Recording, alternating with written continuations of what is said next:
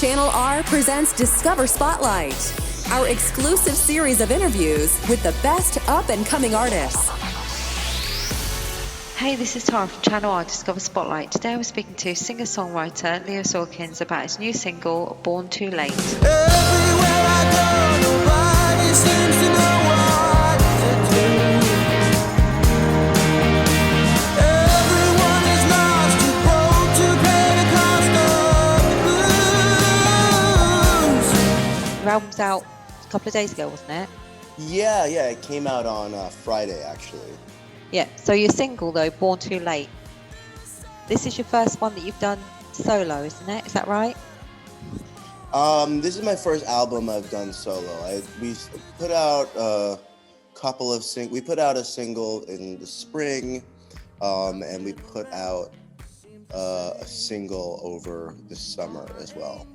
Right, okay. Yeah. And so this one here, this one that you've done now, is that been inspired? I was reading on it there as if it's been inspired a lot as well by the pandemic and by the way things have been since then. Yeah, well, I wrote it before the pandemic, just about the state of the world and feeling like I had sort of come in at the end of a good thing. But I definitely feel like those themes carried over to the pandemic, and post-pandemic, this song has definitely taken on a new meaning for sure. Yeah, I can see I'm listening to it as well. It's like you're just sort of as if everything's come to a standstill. Everyone's just waiting for the next thing. What's next? Where are we going to go next? Which direction are we going to go next, etc. Yeah, exactly. Like, what's the point of investing in a future that's so uncertain? I guess is what I'm lamenting in this song. Your album, is that based around that sort of thing as well? Is it influenced by things in general? Yes, I definitely would say that is a very big theme on this album. It's really just about trying to pick up the pieces after something like this, and looking out at the new horizon, trying to find something new, some sort of future. What influences you overall with your songwriting? I'm very influenced by Brian Wilson and Burt Bacharach and a lot of classic songwriting. I really like pop music that has a lot of surprises. I love the way that makes my brain feel. And I've also really always been a huge fan of Radiohead. And I think Tom York probably influenced me more as a vocalist than anyone else. And as a guitar player, I'm very influenced by Joni Mitchell and Jimmy Page. I love those open tuning views and unique sounding chords. So you've got a vast array of different types of musicians that you take bits from, in retrospect. Yeah. I think I love like almost every kind of music. That's a good thing, though. That's not a bad thing, because you're more open, aren't you, to all different music. Then, in which case gives you a broader horizon to use.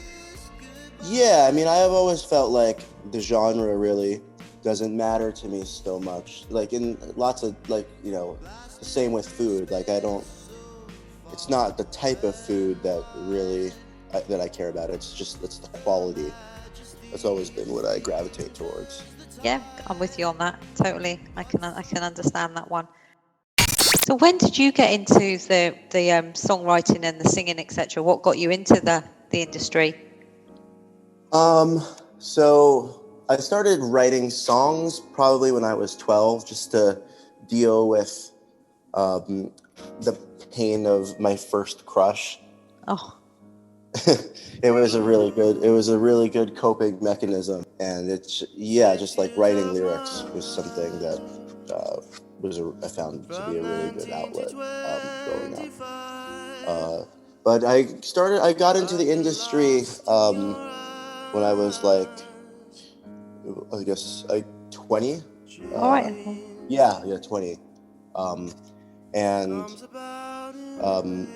I had been a science major at college, and I had been doing that for I had done that for 3 semesters, and it just wasn't working out for me.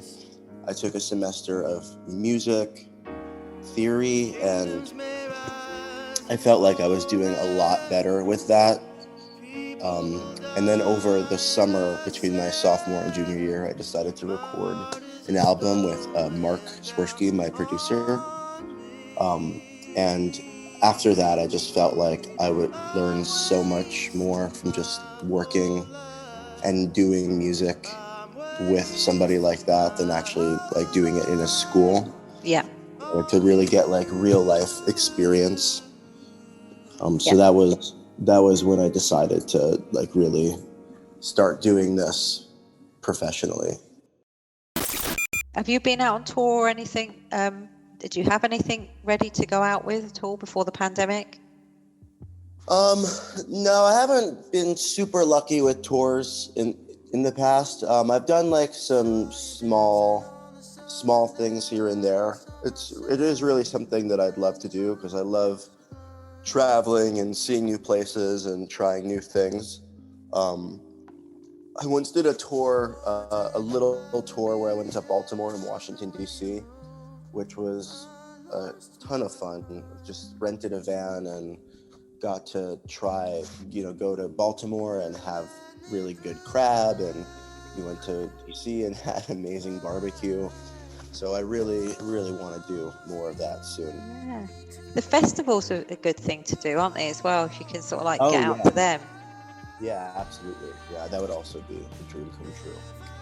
And so this album you've put out now, this is your new album since you've gone solo, isn't it, as you say, because you previously was another group?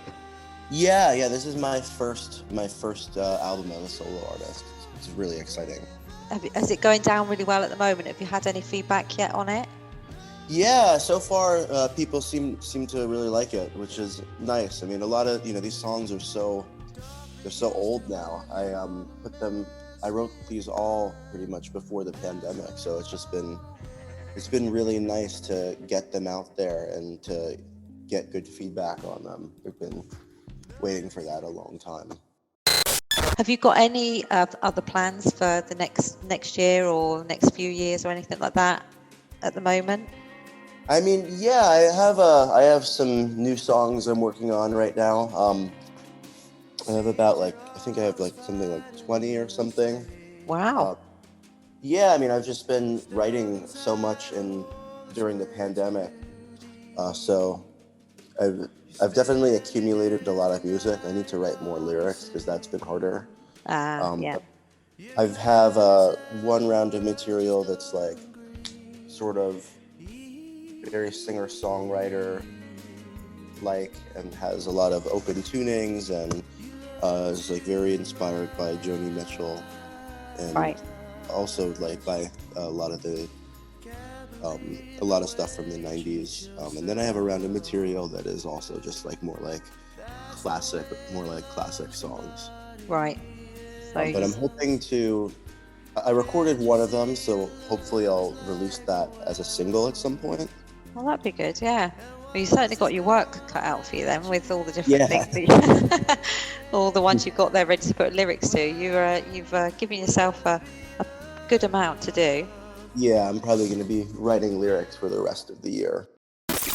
Have you got anyone that you would like to collaborate with? Yeah, I would really. I really was very impressed by the latest Arlo Parks album. I guess her debut album. I thought that was I think that's the type of album that we'll look back at in 10 years and think of as a classic. I would love to work with her. I also really was into Celeste's record. Right, yeah. I thought that was brilliant. And I feel like my songs would be a good fit for her voice. And I would like to work with, I don't know, there's a lot of people I'd like to collaborate with. I'd collaborate with Kevin Parker. I'd love to hear those kind of sounds over my songwriting. Yeah. There's so many great artists out there right now. Well, the main thing I'm going to have to do is go away and listen to your album, but I'm looking forward to listening to your new music as well, because I think your music's really good and really worth listening to. Thank you so much. I really appreciate that. You're more than welcome. It's been lovely speaking to you. Thank you for getting up at a really ungodly hour to have to speak to me. Thank you so much for having me. I really appreciate this. You're more than welcome. No problem at all. We'll get your music on the radio and we'll get this interview on at some point soon as well, okay? Awesome. So you take care of yourself and enjoy the rest of your day. Thank you. You too. Have a good one. You too. Take care. Bye. Channel R Discover. The best up and coming artists are right here.